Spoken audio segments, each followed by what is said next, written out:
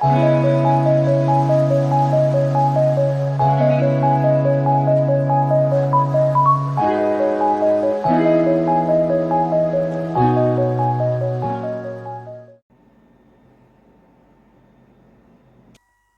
दोस्तों, फिर से स्वागत है आपके अपने यूट्यूब चैनल पे जिसका नाम है लर्न विद एडू फंडा। दोस्तों, हमने कल सीटेट की पहली क्लास कंप्लीट की थी जिसमें ईवीएस सीटेट के पेडागोजी के सारे मिक्सअप क्वेश्चन थे। आज प्रैक्टिस सेट 2 है जो काफ़ी इंपॉर्टेंट क्वेश्चन इसमें मैंने शामिल किए हैं और एक एक टॉपिक को समझते हुए चलेंगे। दोस्तों चलो आज क्लास शुरू करते हैं। हमारा पहला क्वेश्चन है, after getting hurt during a play activity, Rohan started crying. Seeing this, his father responded, "Don't behave like girls. Boys don't cry." This statement by the father. एक खेल क्रिया के दौरान चोट लगने पर रोहन रोने लगा। यह देखकर उसके पिता ने कहा, लड़कियों की तरह व्यवहार ना करो, लड़के रोते नहीं हैं। पिता का यह कथन लैंगिक रूढ़िवादिता को दर्शाता है, लैंगिक रूढ़िवादिता को चुनौती देता है, लैंगिक भेदभाव को कम करता है या फिर लैंगिक समानता को बढ़ावा देता है। तो दोस्तों, अगर कोई भी पिता किसी बच्चे को ये बोलता है कि लड़कियों की तरह मत रो, इसका मतलब लड़कियों का ही काम है रोना, लड़कों का काम नहीं है। तो ये दोस्तों लैंगिक रूढ़िवादिता को दर्शाता है। उनके दिमाग में एक कॉन्सेप्ट बना हुआ है कि रोने का काम केवल लड़कियों का, लड़कों का नहीं है। दोस्तों ये क्या है? रिफ्लेक्ट जेंडर स्टीरियोटाइप है जो आपको ऑप्शन नंबर ए में मिल जाएगा। Option number A is the right answer. चुनौती देता कब होता है? जब वो कहते हैं कि जब समानता समझ में आती है कि लड़के और लड़कियां दोनों बराबर, दोनों रो सकती हैं, किसी को भी दुख होता है तो रोता है, तो ये चुनौती देना होता है। लैंगिक भेदभाव कम कर नहीं रहा है, ये समानता को बढ़ावा भी नहीं दे रहा है, ये लैंगिक रूढ़िवादिता को दर्शाता है और ये हमारा आंसर हो जाएगा। नेक्स्ट चलते हैं दोस्तों। सेकेंड क्वेश्चन है हमारा, in a progressive classroom a teacher should follow fixed curriculum. The emphasis should be on competition among students. Ample opportunities should be provided for construction of knowledge. D, students should be labeled on the basis of their academic scores. दोस्तों ये जो English terms इसलिए मैं पढ़ रहा हूँ क्योंकि ये आपको पता है कि 15 नंबर की जो सीटेट की इंग्लिश की क्लास होती है उसमें भी 15 में क्वेश्चन पेडागोजी पूछता है। दोस्तों इसमें जरूर सेम क्वेश्चन होते हैं, बस लैंग्वेज का अंतर होता है, वो इंग्लिश में पूछता है। तो आप और ध्यान में रखे रहेंगे तो 2-4 क्वेश्चन उसमें जरूर मिल जाएंगे। एक प्रगतिशील शिक्षा कक्षा में अध्यापक को अटल पाठ्यक्रम का पालन करना चाहिए, विद्यार्थी को प्रतिस्पर्धा पर बल देना चाहिए, ज्ञान की संरचना के लिए प्रचुर मौके प्रदान करने चाहिए या फिर विद्यार्थियों को उनके अकादमिक अंकों के आधार पर नामांकित करना चाहिए। तो दोस्तों प्रगतिशील मतलब क्या होता है? एक प्रोग्रेसिव जो एजुकेशन होता है, मतलब जब प्रोग्रेसिव एजुकेशन होगा तो उसमें अध्यापक अटल पाठ्यक्रम पर बिल्कुल जोड़ने। अटल पाठ्यक्रम का अर्थ है कि एक ही पाठ्यक्रम जो सिलेबस निर्धारित हो गया और उसी पर बस पढ़ाए जा रहे हैं, वो बच्चे को समझ में आ रहा है नहीं आ रहा है उससे कोई मतलब नहीं है। तो दोस्तों पाठ्यक्रम कैसा होना चाहिए? लचीला होना चाहिए, फ्लेक्सिबिलिटी होनी चाहिए पाठ्यक्रम में, वो बेस्ट होता है। तो ये हमारा ऑप्शन खत्म हो जाएगा। विद्यार्थियों में प्रतिस्पर्धा बल देना चाहिए, बिल्कुल नहीं, प्रतिस्पर्धा बिल्कुल बल नहीं देना है, ये नेगेटिव वर्ड है, ये भी गलत हो जाएगा। हमें करके सीखने पर बल देना है। ज्ञान की संरचना के लिए प्रचुर मौके प्रदान करने चाहिए, यही हमारा आंसर हो जाएगा क्योंकि सृजनात्मकता को प्रोग्रेसिव एजुकेशन में बल दिया जाता है। और जब भी ये बात आ जाए दोस्तों विद्यार्थियों को उनके अकादमिक अंकों के आधार पर हम ग्रेडिंग नहीं कर सकते बच्चों को, तो ये भी आंसर गलत हो जाएगा। तो अंक जहाँ भी आप अंक आ जाए, प्रतिस्पर्धा आ जाए या फिर अटल पाठ्यक्रम आ जाए, ये सब क्या है? निगेटिव वर्ड है, तो ये आपको उसी तरह आपको आंसर तक पहुंचा देंगे। इसमें विद्यार्थी में प्रतिस्पर्धा बल देना चाहिए, भी गलत हो जाएगा। ज्ञान की संरचना के प्रचुर मौके देना चाहिए। Ample opportunity should be provided for construction of knowledge, यानी सी नंबर हमारा राइट आंसर हो जाएगा। थर्ड है, बच्चों के समाजीकरण के संदर्भ में निम्न में से कौन सा कथन सही है?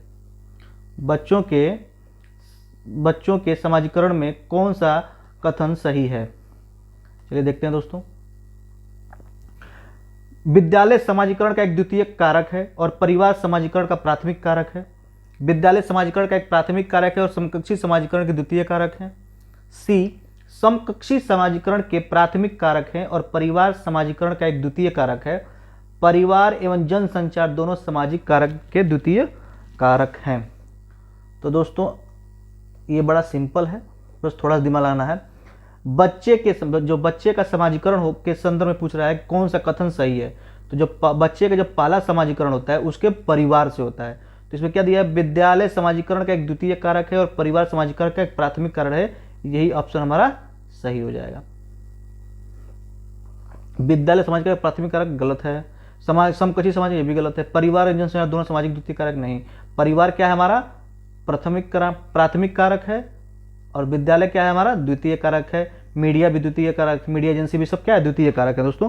तो A option is the right answer हो जाएगा। School is secondary socialisation agent and family is primary socialisation agent, यही हमारा आंसर हो जाएगा। नेक्स्ट चलते हैं।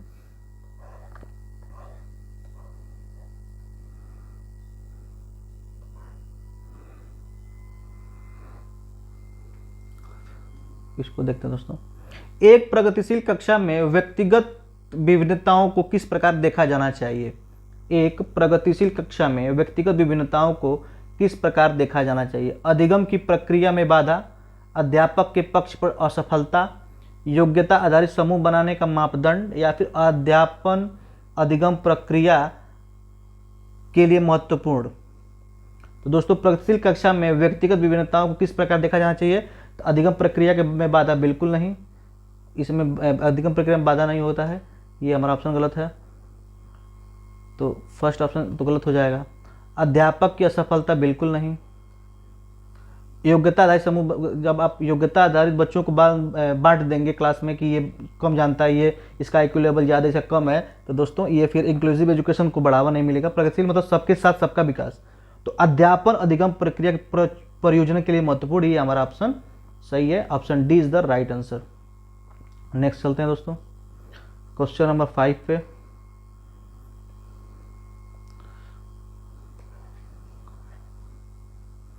चलिए, दिया है एक अध्यापक को दिए गए किसी कार्यकलाप में छात्रों की विभिन्न त्रुटियों का विश्लेषण करना चाहिए क्योंकि a teacher should analyse the various errors made by students on A given task because. तो एक अध्यापक को दिए गए किसी कार्यकलाप में छात्रों की विभिन्न त्रुटियों का विश्लेषण करना चाहिए क्योंकि इसके आधार पर दंड की, जब जहां भी दोस्तों दंड की मात्रा आ जाए, जहां भी दंड शब्द आ जाए वो नेगेटिव वर्ड है, उस ऑप्शन में गलत हो जाएगा। त्रुटियों का समझ अध्यापन अधिगम प्रक्रिया के लिए अर्थपूर्ण है। इसके आधार पर वह ज़्यादा त्रुटियां करें छात्रों को दूसरे छात्रों से अलग कर सकती है, बिल्कुल नहीं। अब अलग कर देंगे तो इंक्लूसिव एजुकेशन नहीं होगा। अधिगम केवल त्रुटियों पर के शोधन पर निर्भर है, बिल्कुल गलत। तो option B is the right answer. त्रुटियों को समझना कि बच्चा गलती कहाँ कर रहा है, किस टॉपिक में, किस विशेष सिलेबस के किस लाइन में, कौन से इंग्लिश में, हिंदी में, किस चीज़ में गलत कर रहा है, सबसे ज़्यादा पर उसको एनालाइज करना है कि फिर उसका क्या उपचार होगा, डायग्नोस होगा, उसके बाद से उसका अधिगम बेस्ट हो जाएगा। तो त्रुटियों की समझ अध्यापन अधिगम प्रक्रिया के लिए अर्थपूर्ण है। B is the right answer. Understanding of errors and meaningful in the teaching learning process. सबसे पहले फाइंड द एरर्स, पहले त्रुटियों को पता लगाते हैं, फिर डायग्नोस उसका इलाज करते हैं, फिर बाद में वो अधिगम प्रक्रिया में बेस्ट हो जाता है। नेक्स्ट क्वेश्चन है हमारा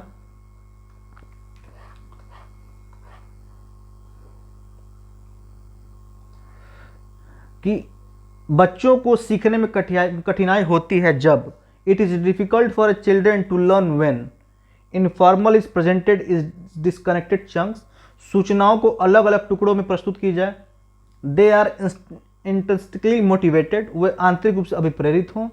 लर्निंग इज सोशली कॉन्टेक्चुअलाइज्ड, अधिगम सामाजिक संदर्भ में हो, या फिर विषय वस्तु को बहुरूपों में प्रस्तुत किया जाए।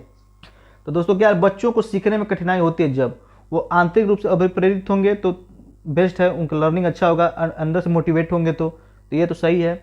अधिगम सामाजिक संदर्भ में ये भी सही है। विषय वस्तु को बहुरूपों में, किसी भी एक चीज़ को समझाने के लिए, किसी भी कहानी को उसको ऑडियो वीडियो या फिर बता करके बताएंगे तो बच्चा जल्दी समझेगा, लेकिन किसी भी चीज़ को अलग अलग टुकड़ों में बताएंगे तो वो बच्चा कभी नहीं समझ पाएगा। Information is presented in disconnected chunks, ये गलत है ऑप्शन। तो यही हमारा क्या होगा दोस्तों, कठिनाई सूचना जब उसको पूरा दिखेगा ही नहीं तो वो फिर कैसे समझ पाएगा।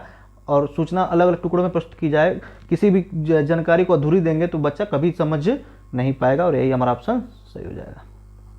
बच्चों को गेस्टाल्टवाद पे समझाना चाहिए ताकि समझ उसको पूरी बात पता हो, पूरे होल उसको दिखाई पहले उसे, तब वो बच्चा समझ पाएगा। नेक्स्ट है हमारा individually difference in development of children can be attributed to. बच्चों के विकास की व्यक्तिगत विभिन्नताओं को किस पर प्रतिरोपित किया जा सकता है? बच्चों का विकास जो होता है और जिनमें इंडिविजुअल डिफरेंसेस होते हैं, जो उनमें इंडिविजुअल जो डिफरेंसेस होते हैं वो किस पर निर्भर होता है? केवल अनुवांशिकता पर, मतलब हेरिडिटी पर, केवल इन्वायरमेंट पर्यावरण पर, ना अनुवांशिकता पर ना पर्यावरण पर, या फिर अनुवांशिकता एवं पर्यावरण की पारस्परिकता पर? एक क्वेश्चन जरूर इसमें से आता है दोस्तों, और यही हो जाएगा। कभी भी बच्चे का विकास किस पे होता है दोस्तों? एनवायरमेंट और हेरिडिटी दोनों पर। अनुवांशिकता एवं पर्यावरण की पारस्परिकता पर, अंतःक्रिया पर भी आ सकता है। पारस्परिकता की जगह पे अगर अंतःक्रिया भी लिखा रहता तो भी सही होता दोस्तों। यही हमारा ऑप्शन सही हो जाएगा। नेक्स्ट चलते हैं।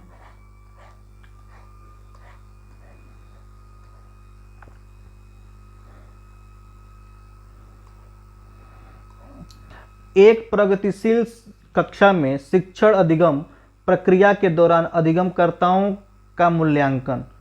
ओके दोस्तों, इंग्लिश दिखाई नहीं दे रहा होगा, इंग्लिश देख लेते हैं।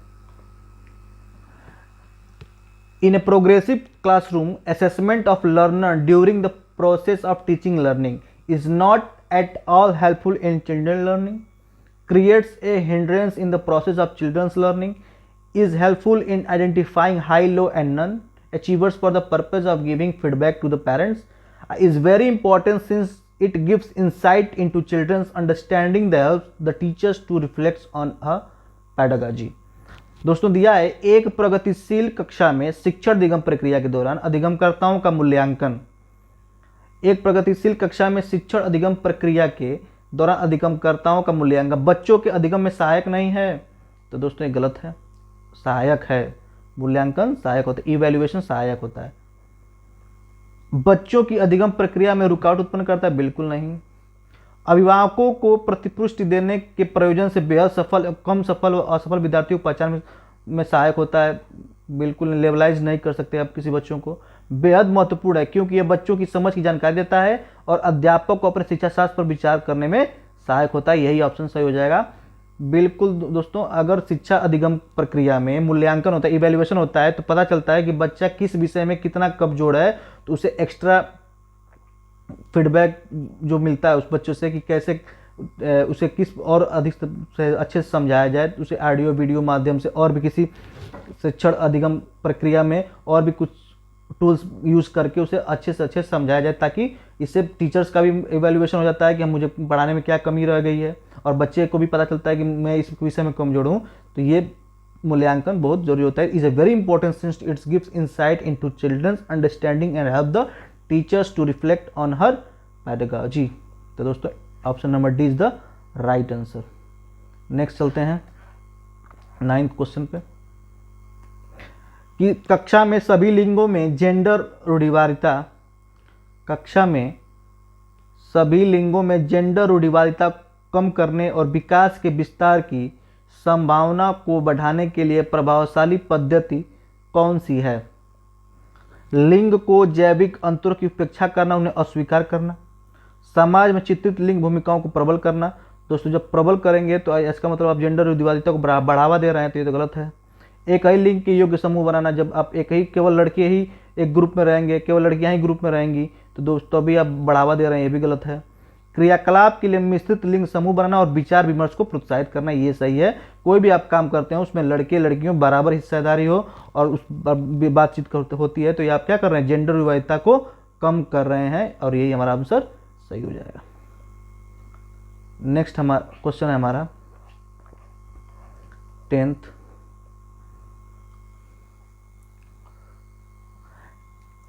बाल केंद्रित कक्षा वो है जिसमें अध्यापक केवल पाठ्य पुस्तकों को ज्ञान के स्रोत,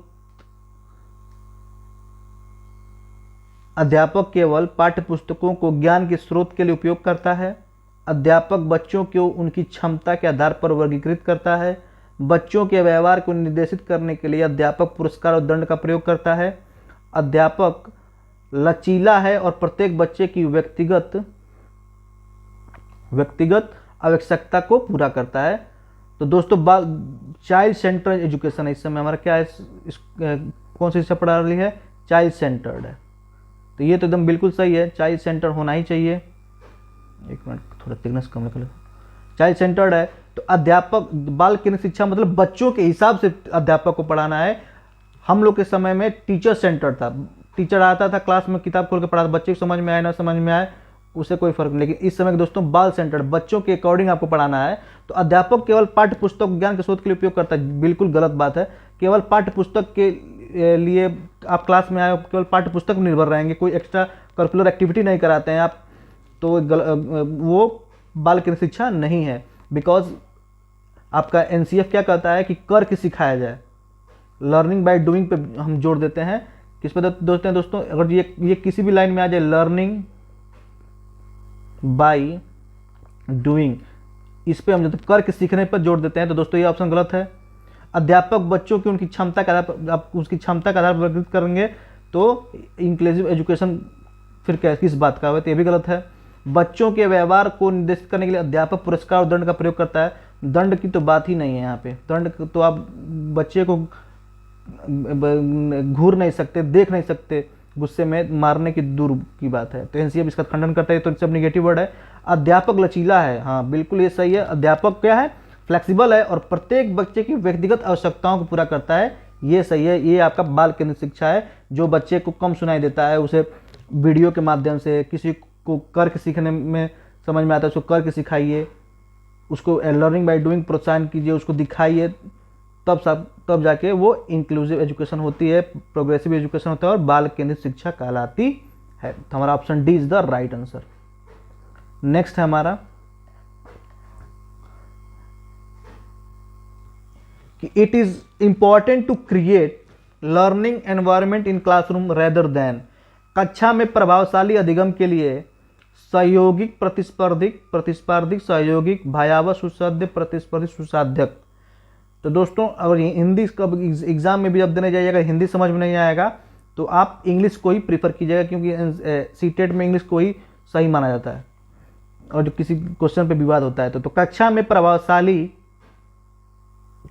प्रभावशाली अधिगम के लिए सहयोगिक प्रतिस्पर्धिक, कोलैबोरेटिव कॉम्पिटेटिव कोलैबोरेटिव, फेयरफुल और फैसिलिटेटिव तो हटा दीजिए दोस्तों, कॉम्पिटेटिव और फैसिलिटेटिव। कक्षा में प्रभावशाली अधिगम के लिए कॉम्पिटेटिव वातावरण की रचना करनी चाहिए बजाय फैसिलिटेटिव के। नहीं, ये होगा कोलैबोरेटिव, सहयोगिक। अब यहाँ पे होगा कोलैबोरेटिव यानी सहयोगिक वातावरण की रचना करनी है बजाय प्रतिस्पर्धिक के।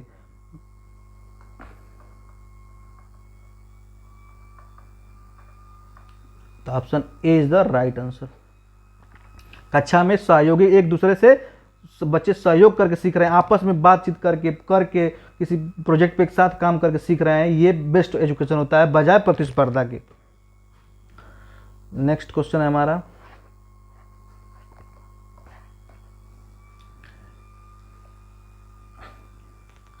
School dash socialisation of children does not play any role, plays very little role. बच्चों के समाजीकरण में विद्यालय की कोई भूमिका नहीं है, बिल्कुल नहीं, ये द्वितीय एजेंसी है। तो ये तो गलत है, ये भी गलत है। द्वितीय कारक है, बच्चे के समाजीकरण में विद्यालय क्या है, द्वितीय कारक है। प्रथम कारक क्या है हमारा, फैमिली माने परिवार। तो option D is the right answer. Next चलते हैं दोस्तों,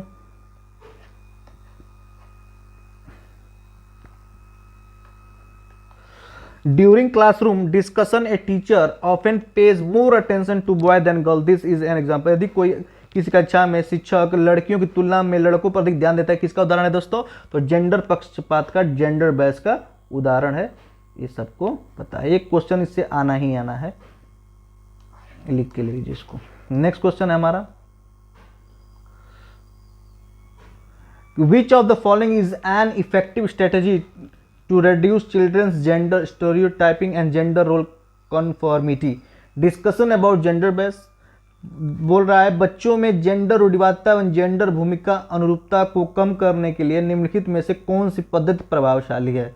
जेंडर पक्षपात के बारे में परिचर्चा करके, जेंडर विशिष्ट भूमिकाओं को महत्व देकर, विशिष्ट भूमिकाओं को जब महत्व देंगे दोस्तों तो अब उसके में बढ़ावा दे रहे हैं, उसको कम नहीं कर रहे हैं। जेंडर प्रत्येक का समूह बना रहे हैं तभी उसको बढ़ावा दे रहे हैं, बैठने की व्यवस्था अलग कर रहे हैं तभी उसको बढ़ावा दे रहे हैं। Is the right answer. काफ़ी इजी क्वेश्चन था। नेक्स्ट चलते हैं दोस्तों 15 पे। अनेक घटनाओं के बारे में बच्चों के द्वारा बनाए गए सहजानुभूत सिद्धांतों के संदर्भ में एक शिक्षक को क्या करना चाहिए। बोल रहा है कि अनेक घटनाओं के बच्चों द्वारा बनाए गए एक सहजानुभूत सिद्धांतों के संदर्भ में एक शिक्षक को क्या करना चाहिए। बच्चों की इन सिद्धांतों को अनदेखा करना चाहिए। तो दोस्तों बच्चे का कोई भी एक्टिविटी गलत नहीं होती और न उसे बच्चे की किसी भी एक्टिविटी को इनकार करना है, भले वो उस रेलिवेंट हो ना हो वो, लेकिन आप उसे इग्नोर नहीं कर सकते। ये किसी भी अध्यापक के फेम में नहीं आता है कि वो किसी बच्चे की एक्टिविटी को इग्नोर करे। तो दोस्तों ये तो गलत हो जाएगा। बच्चे को दंडित करना बताया था, सपने में भी नहीं देना है। बार बार याद, जहां भी रोटेशन आ जाए दोस्तों, रोट मतलब याद करने वाली बात आ जाए, वो गलत है। प्रतिकूल प्रमाणिक उदाहरणों को प्रस्तुत करके बच्चों को इन सिद्धांतों को चुनौती देनी चाहिए। तो बोला ने घटनाओं के बारे में बच्चों के द्वारा बनाए गए सहजानुभूत सिद्धांतों के संदर्भ में एक शिक्षक को क्या करना चाहिए। बार बार याद करके एक सही सिद्धांत में बदल देना चाहिए, ये गलत है। प्रतिकूल प्रमाणों एवं उदाहरणों को प्रस्तुत करके बच्चों को इन सिद्धांतों को अनदेखा करना चाहिए, बच्चों को दंडित करना चाहिए, गलत है। बार बार याद करने के द्वारा should be replaced by correct one through repetitive memorization, should be challenged by presenting counter evidence and example। प्रतिकूल प्रमाण एवं, ये सही है दोस्तों, ऑप्शन नंबर डी सही है। लेकिन अगर प्रतिकूल थोड़ा इसमें ऑड लग रहा है, लेकिन चूंकि क्वेश्चन फ्रेमिंग गलत है, लेकिन हमारा ऑप्शन यही होगा कि उस जो बच्चा, मान लीजिए बच्चा ये कह रहा है कि चांद बहुत नज़दीक है, चाहे उसके दिमाग में ये एक कॉन्सेप्ट बैठा हुआ है कि पृथ्वी क्या है, पृथ्वी गोल नहीं है, वो चपटी है। तो आप उसे उदाहरण के माध्यम से या फिर किसी और मॉडल दिखा के उसे आप बता सकते हो। मतलब जो बच्चे ने पहले स्कीमा अपने दिमाग में बना लिया किसी चीज़ को लेकर, उसे आप उदाहरण के माध्यम से, उसे साक्ष्य के रूप में दिखाकर, मॉडल के रूप में दिखाकर उसके पुराने स्कीमा को बदलकर नए स्कीमा को अंदर ला देना ही क्या है, आपका समायोजन है, उसको उस हिसाब से बदल देना ही सिस्टम में सही है। तो प्रतिकूल प्रमाण एवं उदाहरणों प्रस्तुत करके बच्चों की इन सिद्धांतों को चुनौती देनी चाहिए, यही ऑप्शन हमारा सही हो जाएगा। नेक्स्ट है हमारा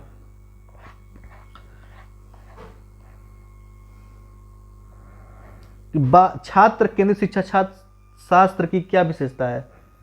वही सेम है, बाल केंद्रित शिक्षा, चाइल्ड सेंटर्ड एजुकेशन की बात कर रहा है।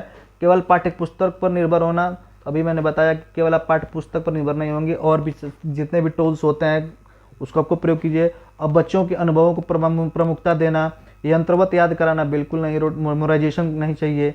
योग्यता पर विद्यार्थियों को नामांकित भी नहीं कर सकते, तो बच्चों के अनुभवों को प्रमुखता देना ये हमारा सही हो जाएगा। क्योंकि बच्चे के अनुभव बुरे हों अच्छे हों, रेलिवेंट हो, उससे मतलब नहीं है, आप उसको इग्नोर नहीं कर सकते, आप उसे महत्व देंगे ही देंगे। नेक्स्ट क्वेश्चन है कि विद्यार्थियों को स्पष्ट उदाहरण एवं गैर उदाहरण देने के क्या परिणाम है। Presenting student with clear examples and non examples अवधारणात्मक परिवर्तनों को प्रोत्साहित करने के लिए एक प्रभावशाली तरीका है। यह विद्यार्थी के दिमाग में भ्रांति उत्पन्न करता है, यह धारणाओं की समझ में अभाव पैदा करता है, यह धारणात्मक समझ के बजाय कार्यविधिक प्रक्रियात्मक ज्ञान पर आधारित केंद्रित होता है। इसका मतलब यह है दोस्तों, कोई बच्चा किसी दिमाग में एक कॉन्सेप्ट बनाया हुआ है कि जिन पक्षियों के पक्षी किस लिए उड़ती हैं, क्योंकि वो कीड़े मकोड़े खाती हैं, जैसे एडिशन ने सोचा था। तो दोस्तों उसको उदाहरण दे के समझाना है कि नहीं, जो कीड़े मकोड़े खाते हैं वही नहीं उड़ते हैं, जिनके पंख होते हैं पंखों के कारण वे आकाश में उड़ सकते हैं। ऐसा मान लिया आप अवधारणा देते हैं तो क्या करता है, अवधारणात्मक परिवर्तनों को प्रोत्साहित करने के लिए एक प्रभावशाली तरीका है। भ्रांतियाँ उत्पन्न नहीं करता है, अवधारणात्मक समाज में अभाव पैदा नहीं करता है, ये भी नहीं करता है, ऑप्शन ए अवधारणात्मक परिवर्तनों को प्रोत्साहित करने के लिए एक प्रभावशाली तरीका है। अब उदाहरण के माध्यम से, गैर उदाहरण के माध्यम से उसे आप उसके कॉन्सेप्ट में थोड़ा सा फेरबदल करके सही कॉन्सेप्ट भर देना ही क्या है, एक टीचर का कर्तव्य है, और ये उसको प्रोत्साहित करता है सही बात जानकारी के लिए। नेक्स्ट क्वेश्चन है हमारा कि निम्नलिखित में से कौन सा द्वितीय कारक समाजीकरण एजेंसी का उदाहरण है। बड़ा ही सिंपल क्वेश्चन है। परिवार एवं पास पड़ोस प्राथमिक है, आपको पता है ये प्राथमिक कारक है। परिवार एवं मीडिया, विद्यालय एवं मीडिया, तो दोस्तों मैंने बताया था कि विद्यालय और मीडिया क्या है, द्वितीय कारक है। नेक्स्ट चलते हैं दोस्तों। Widely held beliefs about typified characteristics deemed appropriate for different sexes in the society are referred to as। समाज में विभिन्न लिंगों के ऊपर उपयुक्त मानी जाने वाली प्रारूपिक विशेषताओं के बारे में जन सामान्य की अवधारणाओं को क्या कहते हैं। समाज के विभिन्न लिंगों के लिए उपयुक्त माने जाने वाली प्रारूपिक विशेषताओं के बारे में जन सामान्य की अवधारणाओं को क्या कहते हैं। इसका मतलब ये दोस्तों कि सबको पता है कि सबके दिमाग में बैठा हुआ है कि लड़कियां 18 वर्ष के बाद उन्हें शादी करके अपने घर चले जाना है, उन्हें अच्छे, अभी कहीं जगह उन्हें अच्छी एजुकेशन नहीं देना, उनको तो दूसरे घर जाना है। लड़का होगा तो उसे अच्छे स्कूल में पढ़ाएंगे, लड़की होगी तो उसे सरकारी स्कूल में पढ़ाएंगे। तो दोस्तों क्या है ये, तो पूछ रहा है समाज में विभिन्न लिंगों के लिए उपयुक्त माने जाने वाली प्रारूपिक विशेषताओं के बारे में जन सामान्य की अवधारणाओं को क्या कहते हैं। जेंडर विभेदीकरण नहीं, ये तो हो जाएगा पक्षपात करना कि ये लड़का है लड़की है। जेंडर भूमिकाएं में जेंडर रूढ़िवाद, जेंडर स्टीरियोटाइप्स जो होता है दोस्तों, कि लड़की है तो वो घर में रहेगी, लड़का है तो बाहर कमाने जाएगा, ये हमारा आंसर हो जाएगा। जेंडर रूढ़िवादिता है।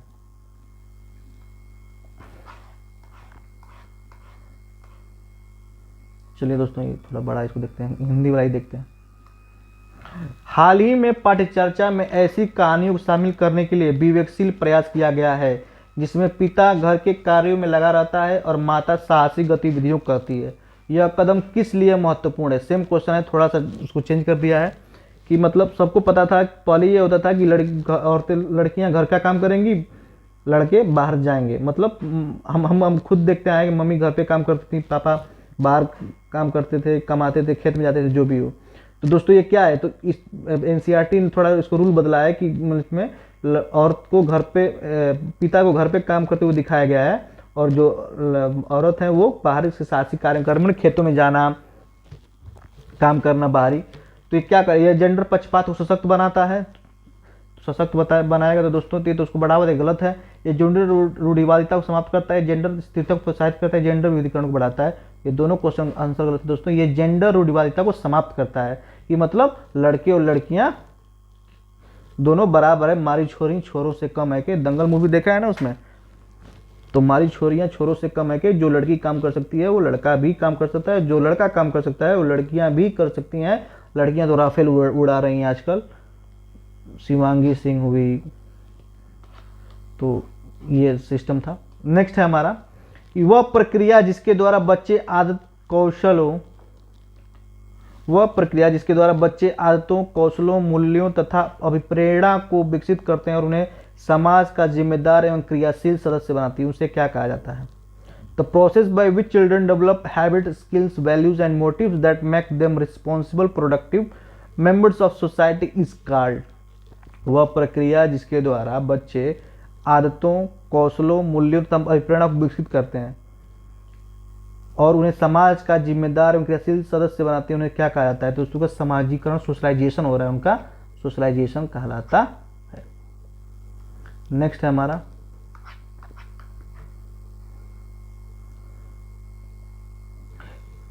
एक प्रगतिशील कक्षा में विद्यार्थियों के द्वारा ज्ञान की संरचना की जाती है। विद्यार्थियों के द्वारा निष्क्रिय रूप से ज्ञान प्राप्त किया जाता है, तो निष्क्रिय जहां भी शब्द है काट दीजिए। विद्यार्थियों के द्वारा ज्ञान किसी रूप में दोहराना, रिपीटेशन नहीं होना चाहिए। शिक्षक के निर्देशों के अनुसार विद्यार्थियों के द्वारा ज्ञान का अनुस्मरण किया जाता है। Knowledge record by learn as per instruction of the teacher. जी नहीं, टीचर के इंस्ट्रक्शंस नहीं होगा। विद्यार्थियों के द्वारा ज्ञान की संरचना की जाती है, बच्चों द्वारा बच्चों को ही करके सिखाया जाता है। ये बेस्ट है, यही हमारा ऑप्शन हो जाएगा। कंस्ट्रक्टेड जहां भी आ जाए दोस्तों, ये हमारा पॉजिटिव वर्ड है, इसको आप सही कर लीजिएगा। वही ऑप्शन सही होगा। एक क्वेश्चन देखते हैं दोस्तों, थोड़ा इसको भी जूम कर दिखाई नहीं दे रहा होगा आप लोगों को, हिंदी देखते हैं। आपकी कक्षा में एक विद्यार्थी को विभिन्न स्रोतों को से बार बार ये बताया गया है कि उसके सामाजिक वर्ग के लोग शैक्षिक क्षेत्र में निम्न स्तरीय प्रदर्शन करते हैं। इस रूढ़िवादिता एवं परिणामिक रूढ़िवादिता आशंका के प्रभाव को कम करने के लिए एक शिक्षक को क्या पहल करना चाहिए? बड़ा इंपॉर्टेंट क्वेश्चन है दोस्तों, एक बार फिर से पढ़िए, जब भी समझ नहीं एक बार फिर से पढ़िए। एक कक्षा में एक विद्यार्थी को विभिन्न स्रोतों से बार बार यह बताया गया है कि उसकी सामाजिक वर्ग के लोग शैक्षिक क्षेत्र में निम्न स्तरीय प्रदर्शन करते हैं। इस रूढ़िवादिता एवं परिणामिक रूढ़िवादित आशंका के प्रभाव को कम करने के लिए एक शिक्षक को क्या पहल करना चाहिए? इस प्रकार के सरोकारों को अनदेखा करना चाहिए। जब नहीं अनदेखा करेंगे दोस्तों तो इसका मतलब आप बढ़ावा दे रहे हैं, ये गलत है। विभिन्न सामाजिक वर्गों के विद्यार्थियों के बीच प्रतियोगिता आयोजित करना चाहिए, नहीं। आप हो सकता है कि कोई बच्चा ऐसा हो जो सभी सुसाध्य हो, सभी साधनों से परिपूर्ण हो, तो ऑब्वियसली जो निम्न कोटि का बच्चा होगा उससे तेज होगा। तो इससे बच्चों में क्या होगा, इंडिफरेंसेस पैदा होंगी, भेदभाव पैदा होगा कि वो बच्चा आगे निकल गया। इससे आप प्रतिस्पर्धा को जन्म दे रहे हैं, तो ये भी आपको सही नहीं करना है। विद्यार्थियों से पढ़ाई छोड़ किसी अन्य क्षेत्र में शामिल होने के लिए सलाह देनी चाहिए, नहीं। विभिन्न सामाजिक वर्गों के रोल मॉडल संबंधित कहानियों में उदाहरणों को प्रस्तुत करना चाहिए, ये सही है। कि अगर दलितों की बात करें तो बी आर अम्बेडकर की बात कीजिए कि वो दलित होते हुए भी इतने बड़े संविधान लेखन के बने, विदेश गए, पढ़े, इतने बड़े फ्रीडम फाइटर भी थे, संविधान के लेखक भी थे। उनकी ज्योतिबा फुले की बात कीजिए, राजा राम मोहन राय की बात कीजिए। मैंने अलग अलग उदाहरण देके रोल मॉडल प्रस्तुत करके बच्चों में दिमाग में रखना चाहिए कि आपका बैकग्राउंड जो भी हो, आप किसी भी वर्ग से आते हो, किसी भी गरीब से हो, अमीर हो, उससे मतलब नहीं है, सब एक है। अगर आप मेहनत करेंगे तो अभी आगे बढ़ सकते हैं। यही हमारा ऑप्शन सही हो जाएगा, D is the right option. 24 देखते हैं दोस्तों। बच्चे अनेक घटनाओं के बारे में सहजानुभूति सिद्धांत की रचना करते हैं। इस पृष्ठभूमि में एक शिक्षक को क्या करना चाहिए? संवादों के द्वारा बच्चों की अवधारणा को चुनौती देना चाहिए, जी नहीं। आप बच्चों से लड़ेंगे नहीं, जहाँ चुनौती देंगे। बच्चों किसी बात को काटना नहीं है। बच्चों के विचारों को खारिज करना चाहिए, बिल्कुल नहीं। बच्चों के विचारों के सिद्धांतों को अनदेखा करना चाहिए, अनदेखा कर देंगे तो फिर उसका सही जवाब कहाँ से मिला उसको? बच्चों के इन विचारों के लिए डांटना चाहिए क्योंकि ये विचार उनके शिक्षण में हस्तक्षेप करते हैं, बिल्कुल गलत। बच्चों के द्वारा बच्चों की अवधारणा, संवाद के द्वारा बच्चा संवाद, ये सही है। देखो ये एक मिनट, ये सही है। संवाद के द्वारा बातचीत करके उन चुनौती से मतलब यहाँ पे है, यहाँ पे देखिए आप इंग्लिश टर्म पढ़ेंगे तो समझ में आएगा। चुनौती से मतलब है यहाँ पे चैलेंजेस नहीं होना चाहिए, चुनौती, वही ये थोड़ा गलत वर्ड है। बच्चों को ये करना है आपको, चुनौती नहीं, बच्चों से ही आपस में बात करके उनके सही कॉन्सेप्ट उन तक पहुंचाना ही बेस्ट ऑप्शन होता है ये सब बातों को डील करने का। तो ये option A is the right answer. आज का लास्ट क्वेश्चन दोस्तों, परिवार और पड़ोस के बच्चों के समाजीकरण की मनमानी के परिवार और पासपोर्ट प्राथमिक एजेंसियां हैं। फर्स्ट है, ये इंपॉर्टेंट है, एक क्वेश्चन मार्क चलिए आना ही आना है। द्वितीय क्या हो जाएगा दोस्तों? स्कूल हो जाएगा, मीडिया हो जाएगा, अब फर्स्ट हो जाएगा प्राथमिक एजेंसियां। तो उम्मीद है दोस्तों वीडियो पसंद आई होगी। वीडियो पसंद आई हो तो लाइक करें, शेयर करें, सब्सक्राइब करें। मिलते हैं नेक्स्ट क्लास में, तब तक के लिए पढ़ते रहें। धन्यवाद।